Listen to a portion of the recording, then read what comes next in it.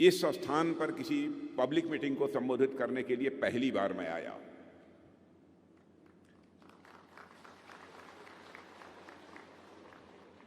वैसे देश का कोई भी ऐसा डिस्ट्रिक्ट बचा नहीं है यहां पर कि पब्लिक मीटिंग को एड्रेस करने के लिए मेरा जाना न हुआ हो। लेकिन मेरा यह दुर्भाग्य था कि मैं इस स्थान पर किसी पब्लिक मीटिंग को एड्रेस करने के लिए आज अब तक नहीं आ पाया। पहली बार आप लोगों के बीच में मौजूद हूं। आप लोगों ने तालियां बजाकर और साथ ही साथ हमारे तपिर गांव जी ने अपने शब्दों के माध्यम से मेरा स्वागत किया है। लेकिन भारत की परंपरा है और शिष्टाचार का तकाजा भी है कि स्वागत, अभिनंदन, सलाम दुआ कभी एक तरफा नहीं होना चाहिए। इसलिए मैं भी अपनी तरफ से शीश झुकाकर आप सभी बहनों भाइयों का हार्दिक अभिनंदन करता हूं। आप सभी का मैं स्वागत करता हूं। बहनों भाइयों, आज यदि आपके बीच आया हूं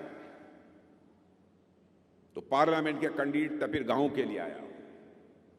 और इतना ही नहीं, जितने हमारे एमएलए कैंडिडेट हैं अरुणाचल प्रदेश की असेंबली के लिए, उन सब के लिए आया हूं। जहां तक तपिर गांव का प्रश्न है, मैं कहना चाहता हूं तपिर गांव जी हमारे बहुत ही फास्ट फ्रेंड हैं, हमारे बहुत ही नजदीकी दोस्तों में हैं। मैं पार्टी का जब राष्ट्रीय अध्यक्ष था तब से हमारा इनके साथ रिश्ता है। और संसद में मैंने देखा है कि संसद में आप सबकी समस्याओं को प्रभावी तरीके से उठाने का कोई काम करता है तो आपके तपिर गांव कर दे। उसी तपिर गांव जी के लिए आपसे वोट मांगने आया। अरुणाचल प्रदेश में जिस तरीके से पेमा खांडू जी मुख्यमंत्री के रूप में अपनी जिम्मेदारी निभा रहे हैं, शायद आप लोगों को इस बात की जानकारी नहीं होगी। अरुणाचल प्रदेश बहुत ही छोटा राज्य है, लेकिन हिंदुस्तान में एक सक्सेसफुल चीफ मिनिस्टर के रूप में कोई जाना जाता है तो आपके chief minister mister Pema Khandu जाने जाते हैं। मैं समझता हूं कि यह अरुणाचल की धरती का यह करिश्मा है। अरुणाचल की धरती ने ऐसे ऐसे लाल पैदा किए हैं, ऐसे ऐसे बेटों को पैदा किए हैं जो कि अरुणाचल का नाम सारे हिंदुस्तान में रोशन कर रहे हैं। और आप लोगों से मिलकर सचमुच मुझे बेहद खुशी हुई है। आप जानते हैं 2019 में लोकसभा का चुनाव हुआ हमारे प्रधानमंत्री मोदी जी के नेतृत्व में। 2014 में भी उसी मोदी जी के नेतृत्व में ही लोकसभा का चुनाव हुआ। दोनों बार क्लियर मेजॉरिटी, स्पष्ट बहुमत के साथ हम लोगों ने सरकार बनाई। 10 वर्षों के अंदर मोदी जी ने इस देश के लिए क्या किया है, मैं समझता हूं यह बताने की आवश्यकता नहीं है। हिंदुस्तान का बच्चा बच्चा इसको अच्छी तरह समझ रहा है। सभी को इसका एहसास है कि मोदी जी ने क्या किया है। अभी अभी तपिर गांव जी ने कुछ बातें बतलाई हैं जिसको कि मोदी जी ने आम जनता के हित के लिए, आम जनता के कल्याण के लिए, आम जनता की भलाई के लिए उन्होंने किए हैं। लेकिन एक बात मैं आपसे कहना चाहता हूं, आज सारी दुनिया में मेरे बहनों भाइयों भारत का कद तेजी के साथ बढ़ा है। भारत का स्टेचर सारी दुनिया में ऊंचा हुआ है। पहले भारत को दुनिया में जो सम्मान नहीं मिलता था, आज भारत का कोई नागरिक दुनिया के किसी देश में चला जाए उसको यह एहसास हो जाएगा कि भारत की प्रतिष्ठा, भारत की इज्जत, भारत का सम्मान दुनिया के लोगों की नजरों में कितना बढ़ा हुआ है। इंटरनेशनल फोरम पर पहले भारत कुछ बोलता था तो भारत की बातों को जिस गंभीरतापूर्वक लिया जाना चाहिए नहीं लिया जाता था। लेकिन आज यदि इंटरनेशनल फोरम पर भारत कुछ बोलता है, सारी दुनिया कान खोलकर सुनती है कि भारत बोल क्या रहा है। मेरे बहनों भाइयों, यह हमारे भारत की हैसियत सारी दुनिया में बनी है। गौरव से हम सभी का मस्तक ऊंचा हुआ है। हम सब इस मामले में सौभाग्यशाली हैं कि मोदी जी जैसा व्यक्ति हमको प्रधानमंत्री के रूप में मिला है, जो हमारे भारत का कद सारी दुनिया में ऊंचा कर रहा है। आपको इस बात की भी जानकारी होगी, 2014 में जब हमारी सरकार बनी थी, उसके पहले लगातार 10 वर्षों तक यहां कांग्रेस की सरकार थी। आप लोग तुलना कर सकते हैं कि कांग्रेस की सरकार ने अथवा कांग्रेस की पहली की भी सरकारों ने क्या किया है और हमारी सरकार ने मोदी जी के नेतृत्व में क्या किया है। दोनों में कितना बड़ा अंतर है, आप स्वयं इस बात की तुलना कर सकते हैं। 2014 के पहले जितने गरीब भारत में थे, आपको जानकर खुशी होगी, मोदी जी ने करिश्मा किया है मेरे बहनों भाइयों, कमाल किया है मोदी जी ने कि 10 वर्षों के अंदर अपने प्रधानमंत्री रहते हुए भारत के 25 करोड़ लोगों को गरीबी रेखा से बाहर करने में कामयाबी हासिल की है। यह एक बहुत बड़ी उपलब्धि हमारी है। और यह मैं नहीं कह रहा हूं कि मैं उनकी कैबिनेट का मिनिस्टर हूं, इसलिए नहीं कह रहा हूं। यह नीति आयोग और इसके अतिरिक्त भी बहुत सारी ऐसी मानी जानी संस्थाएं, इंस्टीट्यूशंस हैं जिन्होंने सर्वे करने के बाद यह दावा किया है कि भारत में 25 करोड़ लोग मोदी जी के आने के बाद गरीबी से बाहर हुए। यह कोई सामान्य उपलब्धि नहीं है।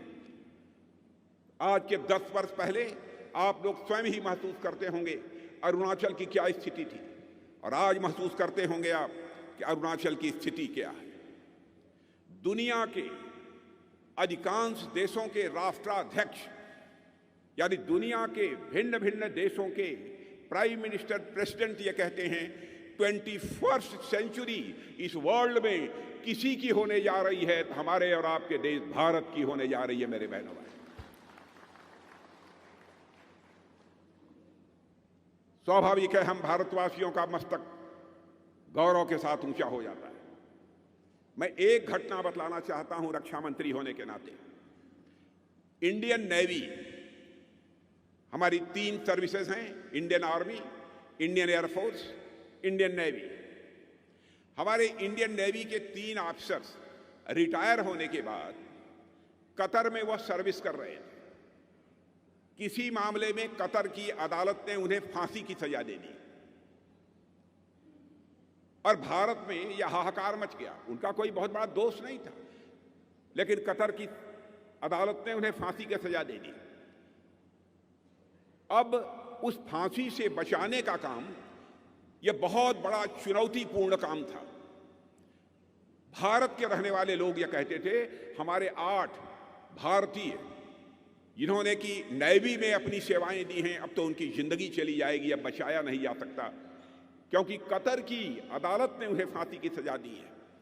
देखिए हमारे प्रधानमंत्री का कलेजा, हमारे प्रधानमंत्री ने टेलीफोन उठाया, कतर के प्रेसिडेंट से बात की, और बहनों भाइयों आपको जानकर खुशी होगी कि कतर के प्रेसिडेंट ने हमारे 8 के 8 जो यक्स सर्विसमैन थे, इंडियन नेवी के जो पूर्व अधिकारी जो वहां काम कर रहे थे, उनकी सारी सजा को उसने माफ कर दिया। यह है भारत का कर, यह है भारत का कर जो दुनिया में इतनी तेजी के साथ बढ़ा है। रूस और यूक्रेन की लड़ाई चल रही है, आपको मालूम है ना, रूस और यूक्रेन की लड़ाई चल रही है। कितने लोगों को मालूम है, जरा हाथ उठाइए। सबको मालूम है। बराबर रूस की तरफ से 2 साल से यह लड़ाई चल रही है। रूस की तरफ से मिसाइलें चल रही हैं, यूक्रेन की तरफ से मिसाइलें चल रही हैं, बड़ी संख्या में लोग मारे जा रहे हैं। यूक्रेन में हमारे भारत के बहुत सारे बच्चे MBBS कर रहे थे, इंजीनियरिंग की पढ़ाई कर रहे थे, मैनेजमेंट का कोर्स कर रहे थे। अब उनकी जिंदगी को बचाना एक बहुत बड़ी चुनौती थी। उनके माता पिता जो भारत में रहते थे, उन्होंने प्रधानमंत्री से मांग करनी शुरू कर दी, मोदी जी चाहे जैसे भी हो हमारे बच्चों को कतर से आप निकाल कर बाहर लाइए, हमारे बच्चों की पढ़ाई हो अथवा न हो, हमें इस बात की चिंता नहीं है, हमारे बच्चों की जिंदगी बचनी चाहिए। उनके माता पिता यह प्रधानमंत्री से मांग कर रहे हैं। और आपको जानकर खुशी होगी, हम लोगों को स्वयं लगता था यह काम असंभव है, नहीं हो सकता है, क्योंकि 2 देशों के बीच की लड़ाई का मामला है, कोई झुकेगा नहीं। कैसे हम भारत के बच्चों को वहां से निकाल कर भारत ले आएंगे। लेकिन हमारे प्रधानमंत्री का कलेजा देखिए। हमारे प्रधानमंत्री ने टेलीफोन घुमाया, रूस के राष्ट्रपति मिस्टर बाइडेन से बात की, यूक्रेन के राष्ट्रपति मिस्टर जेलेंस्की से बात की, अमेरिका के राष्ट्रपति मिस्टर बाइडेन से भी बात कर ली और 4.5 घंटे के लिए युद्ध रुक गया और हमारे लगभग 22,500 बच्चे भारत के जो पढ़ते थे वो भारत लौट आए। यह है आज का हमारा भारत। यहां तक अरुणाचल प्रदेश का प्रश्न है। मेरे बहनों भाइयों, अरुणाचल प्रदेश भौगोलिक दृष्टि से भारत का यह पहला प्रदेश है। यह बाबा परशुराम की यह धरती है। और देखिए, भगवान सूर्य भी भारत में पहला कदम यदि कहीं पर रखते हैं तो अरुणाचल प्रदेश में रखते हैं। इतने सौभाग्यशाली आप लोग। इसका एक स्ट्रेटेजिक महत्व है, यानी रणनीतिक इसका महत्व है। कांग्रेस सरकार बहुत इसके पहले लंबे समय तक रही है और मैं जानता हूं अरुणाचल की ही नहीं, नॉर्थ ईस्ट के अधिकांश राज्यों में कांग्रेस की सरकारें पहले भी हुआ करती, बराबर उन्होंने नॉर्थ ईस्ट की उपेक्षा की है। लेकिन मैं दावे के साथ कह सकता हूं और आप लोग भी महसूस करते होंगे, पहली बार दिल से नॉर्थ ईस्ट की चिंता करने का काम किसी ने किया है तो हमारे प्रधानमंत्री मोदी जी ने किया है। और कितना सम्मान नॉर्थ ईस्ट के राज्यों को दिया कि अपने नॉर्थ ईस्ट के 8 राज्यों को यह कहा यह अष्टलक्ष्मी है, अष्टलक्ष्मी है। यदि इनका विकास कर दिया जाए, इनका विकास कर दिया जाए तो यह भारत का भी मस्तक ऊंचा कर सकते हैं नॉर्थ ईस्ट के लोग। इनके अंदर वह ताकत है, इनके अंदर वह कुव्वत है। साउथ एशिया, ईस्ट एशिया के साथ भारत के व्यापार, पर्यटन और दूसरे रिश्ते बढ़ने चाहिए, तभी न जाकर आपका भी विकास होगा। बगल के देशों में जाकर आप अपना व्यापार करेंगे, पर्यटन की सुविधाएं बढ़ेंगी। उस दृष्टि से भी नॉर्थ ईस्ट का विकास होना यह आवश्यक है। यदि मैं कहूं कि यह north east south Asia, east Asia का गेटवे ऑफ इंडिया है तो यह भी कहना अतिशयोक्तिपूर्ण नहीं होगा। आपने देखा होगा, पहले बहुत सारे ऐसे नेता होते थे, कहते कुछ थे, करते कुछ थे। लेकिन आज हमारे प्रधानमंत्री के बारे में मैं कह सकता हूं, हमारे प्रधानमंत्री जो कहते हैं वह करते हैं। उनके वर्ड्स, उनके डीड्स, उनके कहने, उनके करने में कोई अंतर नहीं है मेरे बहनों भाइयों, कोई अंतर नहीं है। हमारा इलेक्शन मैनिफेस्टो उठाकर देख लीजिए। इलेक्शन मैनिफेस्टो में जो बातें हम लोगों ने कही थी, हर एक बात को हम लोगों ने पूरा किया है। कांग्रेस का, एनसीपी का, दूसरे पॉलिटिकल पार्टीज का इलेक्शन मैनिफेस्टो उठाकर देख लीजिए। वह जनता की आंखों में धूल झोंकते हैं। सरकार बन जाती है, अपने वादों को वह भूल जाते हैं, लेकिन हम लोग जो कहते हैं वह करते हैं। हम लोगों ने कहा था अपने इलेक्शन मैनिफेस्टो में कि हमारी सरकार बन जाएगी तो जम्मू कश्मीर के अंदर जो धारा 370 लगी हुई है, जिसके तहत जम्मू कश्मीर को एक स्पेशल स्टेटस प्राप्त है, हम उसको चुटकी बजाकर समाप्त कर देंगे। और आपने देखा कि धारा 370 को हम लोगों ने समाप्त कर दिया। हम लोगों ने कहा था हमारी सरकार बन जाएगी, अयोध्या की धरती पर भव्य राम का मंदिर बनकर रहेगा। बहनों भाइयों, आपने देखा 22 जनवरी को भगवान राम की अयोध्या में प्राण प्रतिष्ठा हो गई। भगवान राम अपनी झोपड़ी से निकलकर राजमहल में आ चुके हैं। मुझे ऐसा लगता है भारत में राम राज्य की भी अब शुरुआत हो जाएगी। जो हम लोगों ने कहा सब कुछ किया। नागरिकता कानून को कहा था, लागू किया। नागरिकता कानून के कारण किसी की नागरिकता जाने वाली नहीं है, नागरिकता मिलने वाली है। लेकिन कांग्रेस और एनसीपी जैसी राजनीतिक पार्टियों के द्वारा लोगों में एक भ्रम पैदा करने की कोशिश की जा रही है। हमें इन सब चीजों से बचना है। हम लोगों ने कहा था 3 तलाक, ट्रिपल तलाक की व्यवस्था को समाप्त करेंगे। लोग कहते थे यह बीजेपी वाले कर नहीं पाएंगे। लेकिन आपने देखा संसद के दोनों सदनों में बहुमत मिलने के बाद चुटकी बजाकर ट्रिपल तलाक की व्यवस्था को हम लोगों ने समाप्त कर दिया। बहनों भाइयों, कोई मां हो, कोई बहन हो, चाहे किसी भी जात की हो, किसी भी पंथ की हो, किसी भी धर्म की मानने वाली हो, हम सब यह मानते हैं वह हमारी भी मां है, वह भी हमारी भी बहन है, वह हमारी भी बेटी है। हम इस विचार में सोचते, इस तरह से सोचते हैं। यह हम कैसे बर्दाश्त कर सकते हैं? कोई किसी से शादी कर ले और 10 दिन के बाद तलाक तलाक तलाक 3 बार बोलकर उससे छुट्टी कर दे, यह चाहे कोई बर्दाश्त कर ले, बीजेपी वाले इसे नहीं बर्दाश्त कर सकते हैं। बहनों भाइयों, वह ट्रिपल तलाक की व्यवस्था को भी हम लोगों ने समाप्त कर दिया। आपने देखा होगा प्रधानमंत्री ने इसी अरुणाचल प्रदेश में, इसी नॉर्थ ईस्ट में जो भी शिलान्यास किया उसका लोकार्पण भी किया। कांग्रेस के समय आपने देखा होगा ये लोग, चुनाव आता था, शिलान्यास तो करते थे लेकिन कभी भी उसका लोकार्पण करने की नौबत नहीं आती थी, कभी वह प्रोजेक्ट पूरा ही नहीं हो पाता था। ऐसे हालात थे। आज बिजली, पानी, सड़क, रेल, स्कूल, अस्पताल, ऐसे कई ऐसे इंफ्रास्ट्रक्चर हैं जिनके कारण मैं विश्वास के साथ कह सकता हूं कि नॉर्थ ईस्ट का तेजी के साथ विकास हुआ है।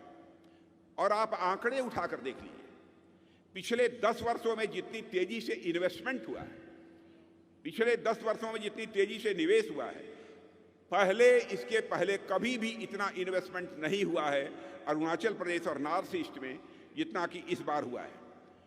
यह सब कांग्रेस की कल्पना से पूरी तरह से परे था। सेला टनल के बारे में आपने देखा, सेला टनल प्रधानमंत्री ने उसका शिलान्यास किया और सेला टनल का उद्घाटन भी हो गया। ऑल वेदर रोड कनेक्टिविटी भी तैयार हो गई मेरे बहनों भाई। 13,000 फीट की ऊंचाई पर बना हुआ सेला टनल कांग्रेस कभी कल्पना भी नहीं कर सकती। इसीलिए मैं कहता हूं मोदी जी जिस प्रोजेक्ट का शिलान्यास करते हैं उसे पूरा करते हैं।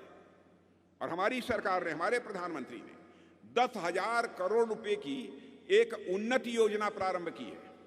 और मैं आपको बतला दूं, 10,000 करोड़ की जो उन्नति योजना प्रारंभ की है, 10,000 करोड़, आप यकीन रखना इस 10,000 करोड़ से आगे आपका और अधिक तेजी के साथ विकास होने वाला है। आज मैं आपसे कहकर जा रहा हूं, 5 वर्ष के बाद फिर मिलूंगा बहनों भाइयों आपको, क्योंकि हम लोग जो कहते हैं वह करते हैं, यह हमारा चरित्र है। और यह 10,000 करोड़ का जो इन्वेस्टमेंट हो रहा है, इससे स्वाभाविक है हमारे नौजवानों को नौकरियां मिलेंगी और नई संभावनाएं लेकर यह निवेश आएगा, मेरा पक्का विश्वास है। अब अरुणाचल प्रदेश में 45,000 परिवारों को पीने का पानी पहुंचाने का काम हमारी ही सरकार ने किया है और इसका भी लोकार्पण हमारे प्रधानमंत्री ने कर दिया। गांव की माताओं को, गांव की बहनों को, बहनें बैठी हैं, गरीब परिवारों की बहनों से भी मैं कहना चाहता हूं, आपके पास 1,000, 5,000, 10,000 रुपया नहीं होगा, लेकिन हम लोगों ने संकल्प लिया है, हमारे प्रधानमंत्री का वादा है, हम इन बहनों को लखपति दीदी बनाएंगे, लखपति दीदी बनाएंगे, ताकि कम से कम 1 लाख रुपए की वह मालिक बन सकें। यह हमारी कोशिश होगी। सारे यहां पर हजारों ऐसे बहनों को हम लखपति दीदी बनाएंगे सेल्फ हेल्प ग्रुप के माध्यम से, और सारे देश में 3 करोड़ बनाएंगे। 1 करोड़ माताएं बहनें लखपति दीदी बन चुकी हैं, कम से कम 1 लाख रुपए की स्वामिनी वह बन चुकी हैं। बहनों भाइयों, सड़कों का कितनी तेजी के साथ निर्माण हुआ है नॉर्थ ईस्ट में, यह आपको बताने की आवश्यकता नहीं है, आप सभी अच्छी तरह जानते हैं। दिव्यांग डैम देश में का मैं समझता हूं सबसे ऊंचा डैम बनने जा रहा है, देश का सबसे ऊंचा डैम बनने जा रहा है। अब आप देखिए, सबसे बड़ा पुल भी, सबसे बड़ा ब्रिज भी यदि कहीं पर है, बोगीबिल, तो नॉर्थ ईस्ट में है, और सबसे बड़ा ब्रिज भी यदि कहीं पर बन रहा है तो अभी नॉर्थ ईस्ट में बन रहा है। यानी हमारे प्रधानमंत्री इस नॉर्थ ईस्ट की तरफ कितना ध्यान दे रहे हैं, इसका आप सहज ही अनुमान लगा सकते हैं। कांग्रेस के समय इंफ्रास्ट्रक्चर डेवलपमेंट नाम की कोई चीज नहीं थी। कांग्रेस ने तो मैं कहूं कि हजारों वर्ग किलोमीटर की जमीन उन्होंने भारत की गंवा दी है बहनों भाई, हजारों वर्ग किलोमीटर हमारे पड़ोसियों के पास चली गई। लेकिन मैं इसका किसी को दोष, मैं कोई लांछित किसी को नहीं करना चाहता, गई। लेकिन मैं आज आपसे कहना चाहता हूं, अब भारत की भूमि जाने नहीं पाएगी, कोई भी इसे हड़प नहीं सकता बहनों भाइयों। मैं आपको विश्वास दिलाता हूं, भारत की भूमि अब कोई हड़प नहीं सकता है। कांग्रेस का काम करने का एक अपना तरीका था। हमने कांग्रेस की गलतियों को सुधारा है और बॉर्डर इंफ्रास्ट्रक्चर को हम लोगों ने डेवलप किया है। सीमा के नजदीक के जो गांव होते थे, या कांग्रेस के लोग कहते थे कि अंतिम गांव है, हम लोग कहते हैं कि सीमा के पास के गांव हमारे अंतिम गांव नहीं हैं, बल्कि भारत के पहले गांव हैं जो कि सीमा के पास रहते हैं। इसलिए हम इन गांवों का भी तेजी के साथ विकास इस समय कर रहे हैं। और हमारा मानना है कि जब तक इन गांवों का विकास नहीं होता है, तब तक हम जिस हद तक सीमाओं की सुरक्षा करना चाहते हैं, उसमें निश्चित रूप से कुछ न कुछ कठिनाई आएगी। इसलिए सीमा के जो हमारे गांव हैं, उनको हम अपना फर्स्ट विलेज मानते हैं, पहला गांव मानते हैं। और साथ ही उससे का स्ट्रेटेजिक इंपॉर्टेंस तो है ही। और साथ ही मैं कहना चाहता हूं, यहां के लोगों को भी मैं यह मानता हूं, अरुणाचल के रहने वाले लोग हमारे स्ट्रेटेजिक एसेट हैं। इसलिए आप सबके प्रति हम लोगों के दिल में विशेष एक प्यार का भाव, एक सम्मान का भाव रहता है। और जब भी चीन के साथ युद्ध हुआ है, आप लोगों ने जिस प्रकार की भूमिका निभाई है, यह पूरा भारत कभी नहीं भूल सकता। अरुणाचल के मेरे बहनों भाइयों, सदैव यह भारत आपका ऋणी रहेगा। यह हम सबका घर है। अभी चीन ने अपनी वेबसाइट पर अरुणाचल प्रदेश के 3 जगहों के नाम को बदलकर पोस्ट कर दिया है। बहनों भाइयों, नाम बदल देने से कुछ नहीं होने वाला है। अपने पड़ोसी को बतलाना चाहता हूं, कल चाइना के भी यदि कुछ प्रांतों के, कुछ स्टेट्स के हम नाम बदल दें, तो क्या नाम बदल देने से चाइना के वही स्टेट्स हमारे हो जाएंगे? इस गफलत में चाइना को नहीं रहना चाहिए। मैं मानता हूं ऐसी हरकतों से भारत और चीन के बीच के रिश्ते खराब होंगे। हमारे यहां अटल बिहारी वाजपेयी जी कहा करते थे, इस बात को हमें बराबर ध्यान रखना चाहिए कि जिंदगी में दोस्त बदल जाते हैं, लेकिन पड़ोसी नहीं बदलते। भारत की जो सोच है, हम सारे पड़ोसियों के साथ अपने अच्छे रिश्ते बनाकर रखना चाहते हैं, मधुर रिश्ते बनाकर रखना चाहते हैं। लेकिन भारत के मान, सम्मान, स्वाभिमान पर यदि कोई चोट पहुंचाने की कोशिश करेगा, तो बहनों भाइयों, स्वाभाविक है उसका जवाब देने की भी कुव्वत आज भारत के अंदर है। मैं आपको बताना चाहता हूं, हमारे प्रधानमंत्री ने एक संकल्प यह भी लिया है, 2047 समाप्त होते होते भारत को एक डेवलप्ड कंट्री बनाएंगे, एक विकसित भारत बनाएंगे। विकसित भारत हमारा यह नारा नहीं है, विकसित भारत हमारी यह प्रतिबद्धता है। इसलिए मैं आप सबसे कहना चाहता हूं बहनों भाइयों, सभी राजनीतिक पार्टियों को लंबे समय तक आपने देखा है। अब यदि भारतीय जनता पार्टी नेतृत्व की एनडीए मोदी जी के नेतृत्व में देश को आगे ले जा रही है, तो भरपूर सहयोग, भरपूर समर्थन आपका प्राप्त होना चाहिए। और अरुणाचल की जनता के लोगों पर विश्वास है, क्योंकि वास्तव में नेशनलिस्ट हैं। इस देश की रक्षा के लिए सर्वस्व अपना न्यौछावर कर देने की कुव्वत यदि किसी के अंदर है, तो हमारे अरुणाचल के रहने वाले नौजवानों के अंदर है, बहनों भाइयों के अंदर है। आपके ऊपर मुझे पूरा विश्वास है। तपिर गांव जी आपके सांसद रहे हैं, और मुझे लगता है कि आप लोगों ने मन बना लिया है कि इस बार तपिर गांव जी को फिर से पहले से कहीं अधिक मतों से विजय दिलाकर उनको भारत की संसद में भेजना। यदि आप लोगों ने मन बना लिया, जरा हाथ उठाकर तालियां बजाइए, तो मैं मान लूं कि आप लोगों ने मन बना लिया है। पीछे के लोग भी, पीछे के लोग जो बैठे हैं, अच्छा वहां भी बज रही हैं तालियां। तो मैं मान लिया हमारे सारे एमएलए जो अरुणाचल प्रदेश की विधानसभा के लिए चुनाव लड़ रहे हैं, हमारे एमएलए कौन है, जरा खड़े हो जाइए, कहाँ हैं? एक बात खड़े हुए जनता के सामने एक बार इनके लिए भी तालियां बजाकर आशीर्वाद आप सभी दे दें, आपसे अपील करना चाहता हूं। तपिर गांव जी, एक आपसे मैं आग्रह करूंगा, चुनाव जीत जाने के बाद, हमारे सारे एमएलए के चुनाव जीत जाने के बाद, एक बार हमको कहीं यहां चाहे अगल बगल कहीं एक बार और बुला लेना।